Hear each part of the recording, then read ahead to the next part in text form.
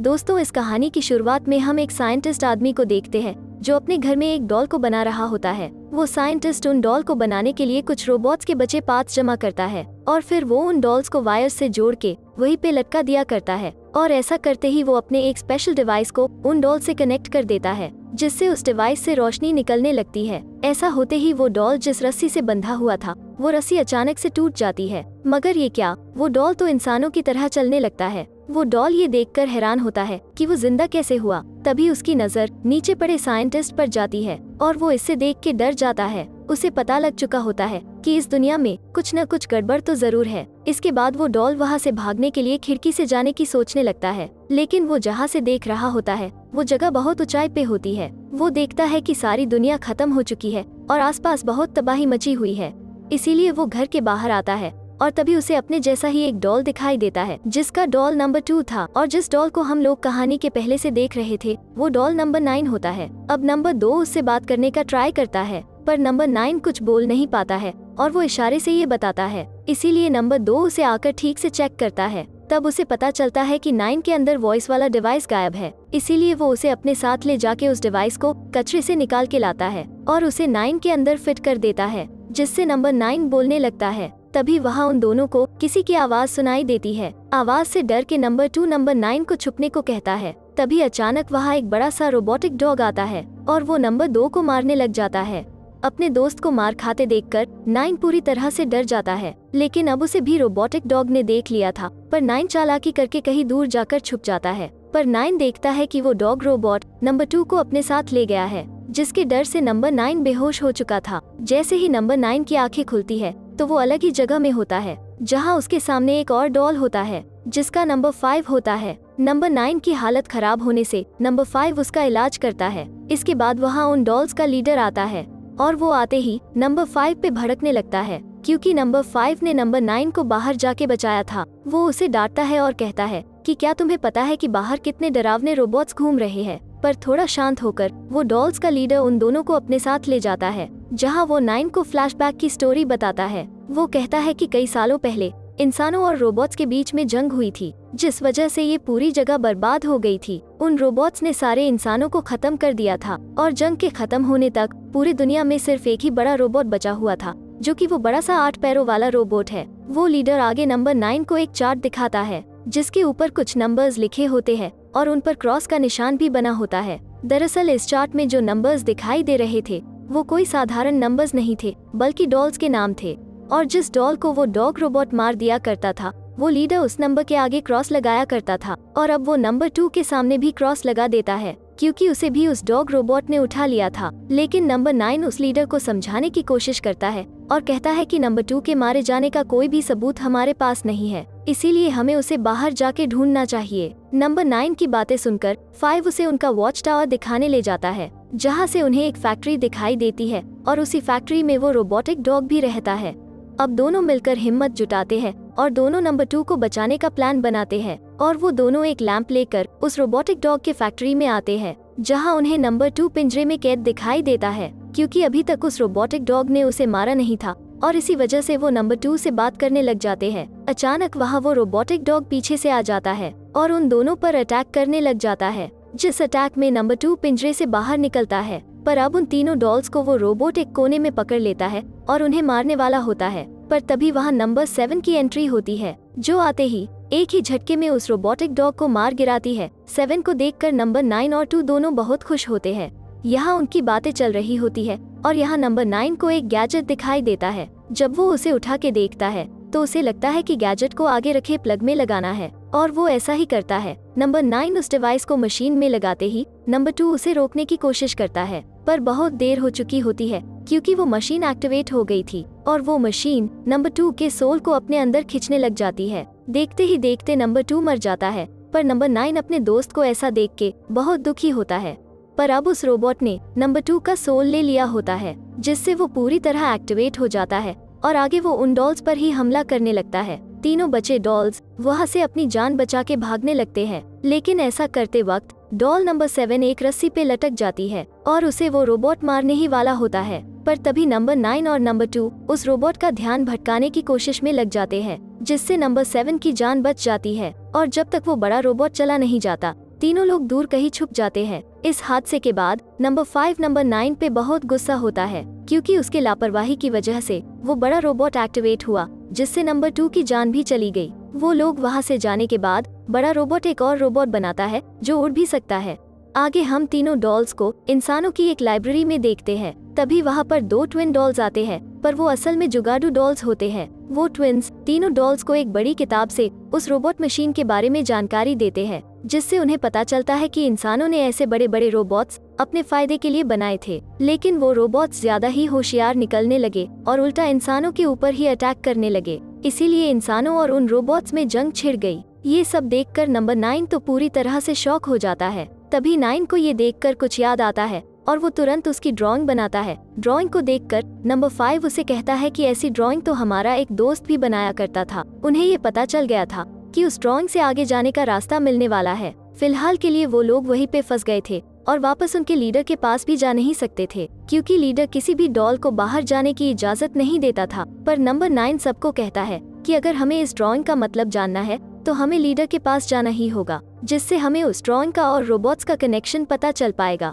सारे लोग लीडर से मिलने वापस आते हैं, पर आते ही उन्हें लीडर का बॉडीगार्ड पकड़ लेता है और उन्हें लीडर के सामने ले जाता है। लीडर उनकी ऐसी हरकत से बहुत गुस्सा होता है और वो सारी बातों का दोष नंबर 9 के ऊपर डाल देता है। वो कहता है कि जब से नंबर 9 यहाँ आया है तब से सारे डॉल्स पर मुसीबत आने लगी है।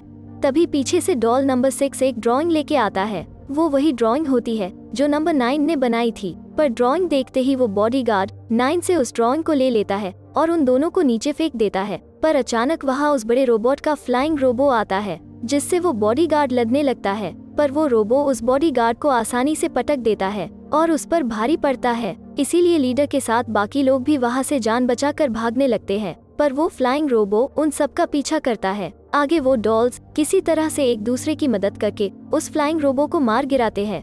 उस रोबो की वजह से उन डॉल्स का घर बर्बाद हो गया था और उनके पूरे घर में आग लग चुकी थी।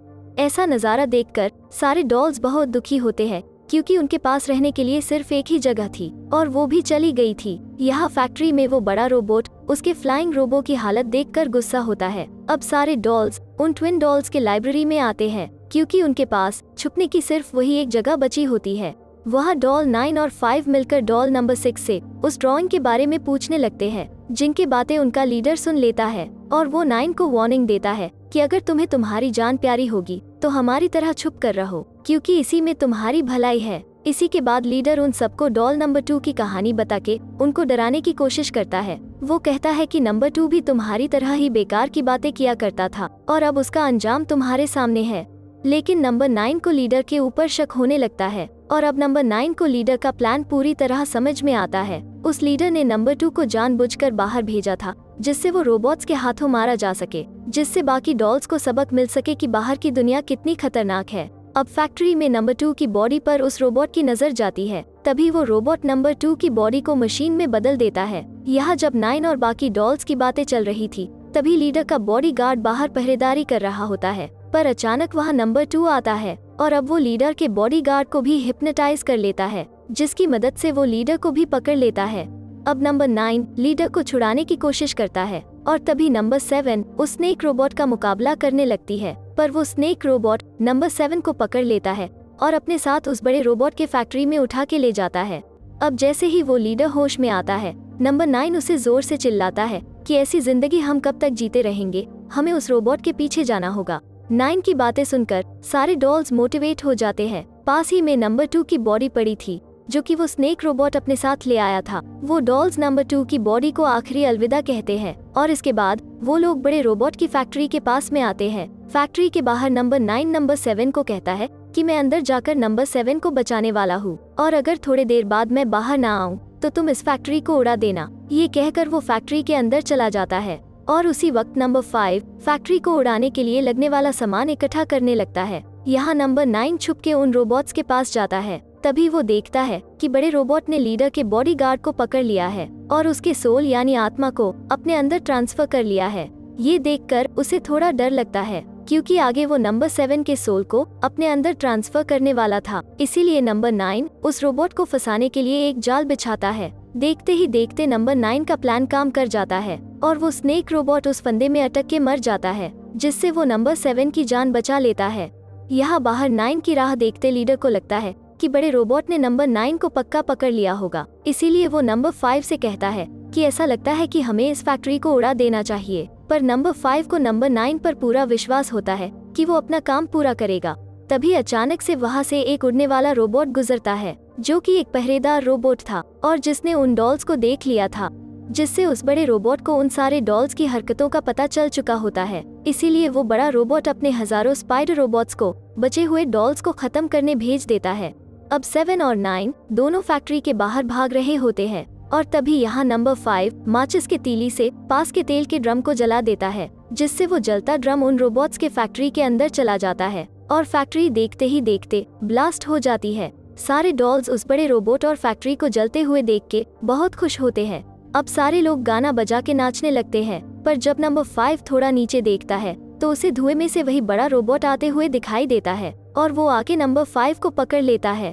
अब उस मशीन की पावर कम होने से उसे नए सोल की जरूरत होती है और वो नंबर 5 का सोल बाकी डॉल्स के सामने ले लेता है। अब लीडर उन्हें एक ब्रिज की तरफ भागने को कहता है, पर तभी वो ब्रिज टूट जाता है, जिस वजह से वो बड़ा रोबोट उसमें फंस जाता है। पर गिरने से पहले उसने नंबर 6 को पकड़ लिया होता है। नंबर 6 नंबर 9 को कहता है कि पावर सोर्स ही इस रोबोट को बंद कर सकती है। ये कहते ही वो रोबोट 6 की आत्मा को खींच लेता है।